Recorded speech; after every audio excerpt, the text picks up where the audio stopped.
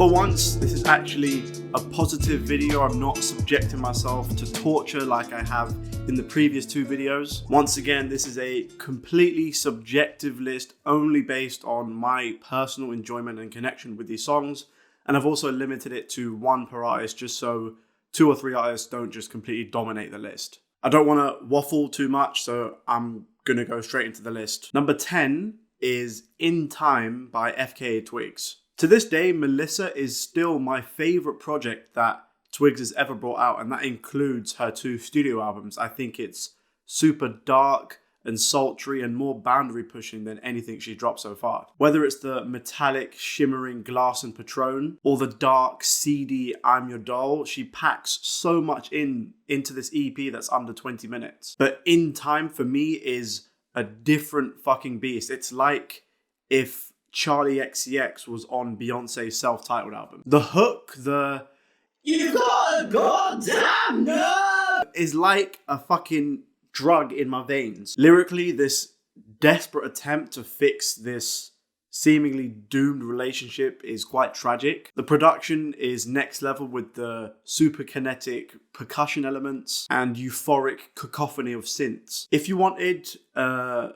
preview or a microcosm as to what Twigs is about in terms of her music and her artistry, I think In Time is the best representation of that. Number 9 is Love It If We Made It by the 1975. I'm not gonna lie, before I heard this song, I was not a fan of the 1975, not by a long fucking shot. I thought Matty Healy's lyrics and delivery was forced and pretentious and kind of faux intellectual. Then I heard this song and my opinion started to change. I love the combo of synth pop and power pop aesthetics. The hook is extremely infectious and catchy, but lyrically is where the song really shines. It's like a time capsule of the very tumultuous period in time when this song came out. Like a collection or collage of newspaper headlines just trying to make sense of all the bullshit that's happening. Kanye, Trump, the Syrian refugee crisis, the death of Lil Peep, the privatization of prisons in America. The song doesn't really attempt to offer tangible solutions to all of these issues, but rather it's a desperate cry to just try and make it through these testing times. Thank You Kanye, very cool as a lyric in a song is kind of genius to me. It still is kind of bizarre for many diehard Kanye fans, and that's something that I would describe myself as. To see this guy who is revered as essentially a musical genius and has throughout his career, especially in the early part, openly advocated for so many civil rights and social issues, to be in such open support for an undeniable cunt. Nonetheless, this song is like a moment in time snapshot kind of moment, and it's in equal measure powerful and just really addictive. Number 8 is Party All the Time by Danny Brown. Danny Brown in the 2010s was undeniably one of, if not hip-hop's most eccentric, strange, and just unpredictable artists. All of his albums have been widely praised by fans and critics alike for his unmistakable voice and delivery, but the most important thing is that he can rap. That lyricism can sometimes be lost under the undeniably polarizing and in-your-face delivery style. But Party All the Time presents a version of Danny Brown that is stripped of all of his outlandishness and eccentricities. It's this extremely tragic story a la The Art of Storytelling by Outkast, who Danny Brown has constantly cited as a major influence on his own work. He describes this young woman lost in this world of hedonism and drugs. Danny Brown doesn't preach for 1 second. He describes a harsh, brutal, cold reality that this person is living in. A reality that he himself is most likely very familiar with, considering his well-documented experiences with drugs. The fact it's called Party All the Time is, I'm assuming, but I think it is a reference to the Eddie Murphy song. It's kind of like a darker reimagining or recontextualizing of the same kind of themes. Party All the Time for me is the best example of Danny Brown's most underrated talent, which is his storytelling. I think in that respect, he can pretty much go toe-to-toe with anyone. Speaking of storytelling, number 7 is Story 2 by Clipping. This fucking song blows my mind every single time I listen to it. Musically, this shit is insane. I had to bring this song to one of my close friends who's a professional musician and have him explain metric modulation to me. The song goes from 3/8 to 4/8 to 5/8 to 6/8 to 7/8 and then ends in 4/4. But it's not just for aesthetics. It's not just to show off production chops. Every single change in the time signature coincides with this story getting more and more intense and desperate. This tale of this former gangster mob type guy who was clearly some sort of arsonist tragically having his house and his children burnt down is so beautifully written. Daveed Diggs always paints his stories so vividly, and this is the epitome of that. I've seen some people speculate, especially on Reddit, that this song is about Mike, who's the protagonist in this story, existing in some kind of purgatory, but that's not something I subscribe to. I think that the more literal reading makes much more sense. Either way, this song is a double feat, one in pure musicality and the other in amazing, powerful storytelling. Number 6 is Burn the Witch by Radiohead. Burn the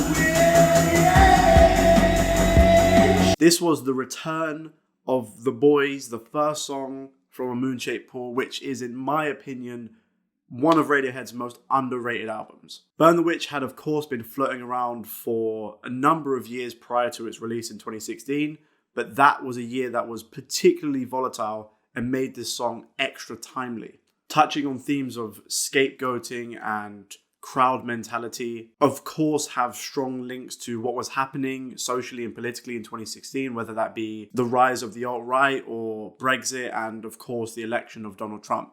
The metaphor of burning the witch is so perfect to me. It reflects this regression that is all too real that I think Radiohead have been observing, where society is becoming more fractured and divided and tribal. Those strings are in equal measure beautiful and haunting. It lures you into this false sense of security, which once again links back to the themes and the lyrics beautifully. Burn the Witch, lyrically, to me, is the most socially relevant and poignant song of the entire 2010s. It's just such an accurate picture of what was happening in that entire decade. Number 5 is Siegfried by Frank Ocean. Speaking of Radiohead, this song is a Jonny Greenwood assisted number, which to me is like the ultimate flex. Siegfried is an example in the most masterful execution of minimalism, which is such an important distinction from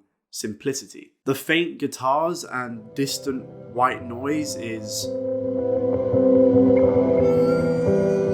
Frank sings about failed romances and insecurities and not wanting to lead a normal, traditional life. People call Frank's writing stream of consciousness, which I think is true to some extent, but I think that can sometimes detract from how detailed and immaculately well he spins these stories. His interpolation of Elliott Smith's A Fond Farewell beautifully recontextualizes that song to have a whole new meaning. Jonny Greenwood's string arrangements are, as usual, fucking ridiculous. Frank's lyrics are super layered, and I think they're up there with the most poetic things that he's ever written. The spin this flammable paper on the film That's My Life.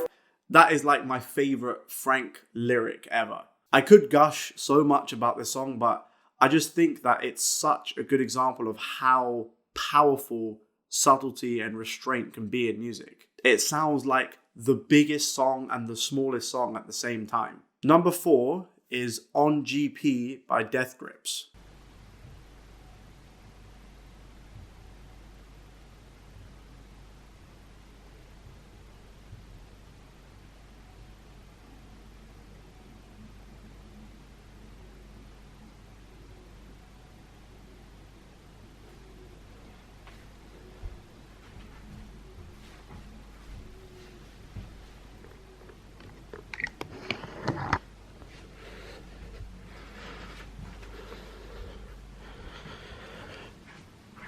I've seen beyond the planes of existence.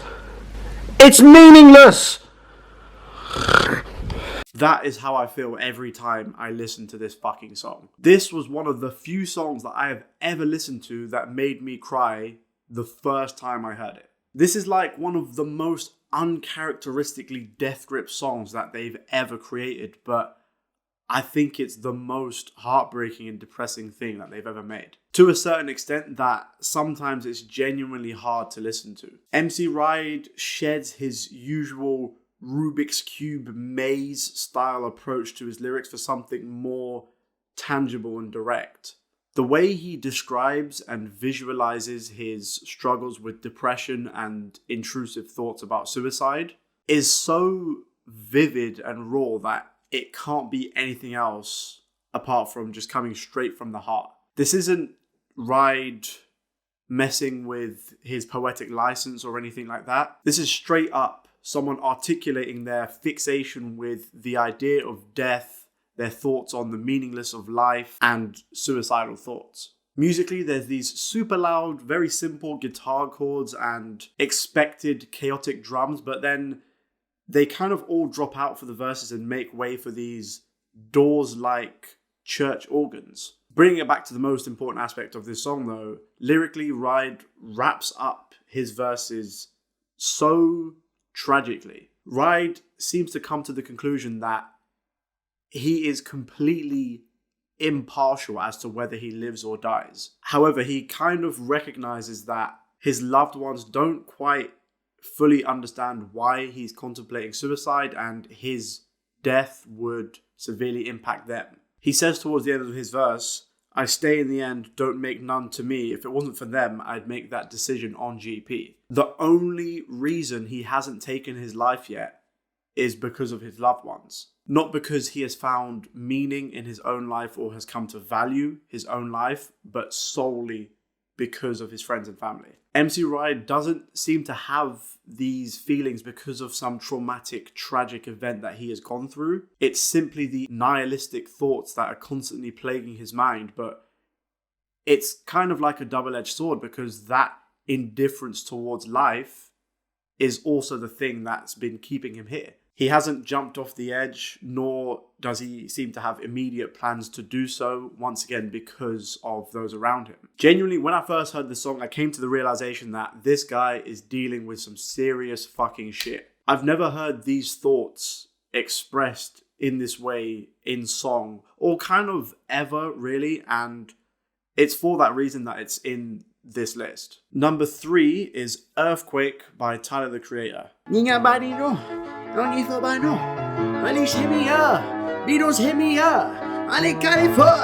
This fucking tune, it's one of those songs that sounds so happy and euphoric, and then you listen to it over and over again and you're like, this is fucking depressing. Under the surface, it's tragic and heartbreaking, and that's kind of a pattern I'm starting to notice with the songs in this list. This is a pop song, Tyler, the Creator style. It's layered as hell. It's still distinctly a Tyler song with the off-key singing and the strange synths and the unexpected chord changes. But for me, the most important thing Earthquake does is set the narrative of Igor in motion, opening with this desperate plea for this unnamed person to remain with him. It's the very start, but also the very end of the narrative. It's like if this was a circle, Earthquake is there. It's the beginning and the end of the loop. Charlie Wilson coming in and doing background vocals is...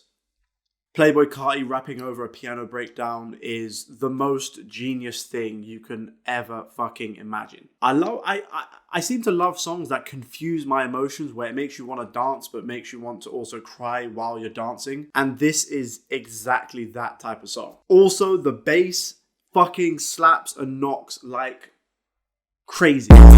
This song is just different. There's so many songs from Igor that could have been on this list, to be honest with you, because I think it's such a consistent album, but this is the one that's just the most immediately striking. Number 2, the runner-up, is You by Kendrick Lamar. I associate this song with Death Grips on GP for a couple of reasons. They came out like 2 weeks apart in the first part of 2015. They both make overt references to depression and suicide, and they both made me cry the first time I heard it. You're a pussy. You, to me, is progressive hip hop. It opens with Kendrick literally screaming his lungs out before divulging into this confessional-like, spoken word, heartbreaking piece of poetry. It literally sounds like the beat is drunk with the woozy, murky bass and the wailing saxophones. But lyrically, this is on another level. This is the emotional centerpiece to Pimp a Butterfly, which, in my opinion, is the greatest rap album ever made. Kendrick absolutely tears himself apart. He rips into himself about his shortcomings as both an artist and a person. He berates himself for not being there when a close friend passed away, for being a false leader, especially in regards to his young sister getting pregnant. It's so brutal. It's like beyond raw. And I know that Kendrick loves to inhabit the minds of different characters in a lot of his music, but this, to me, can only be mainly autobiographical. For so much of To Pimp a Butterfly, Kendrick is in character, but this is the one moment I feel where he steps out of that. But there is still something that sets this apart from other songs in this style. And that main thing is that this song is not self-contained. It doesn't exist in a vacuum. It's not Kendrick just bearing his soul on record for the sake of it. It still serves a larger purpose. It contributes so importantly to the narrative. It's the necessary low before his character becomes this butterfly-like thing. This is what makes this song so special to me. Even when Kendrick is being this raw and open and emotionally vulnerable, he's still focused on the bigger picture and the concept and the narrative. That is one of the reasons, and there's many, why I firmly believe that Kendrick Lamar is the GOAT.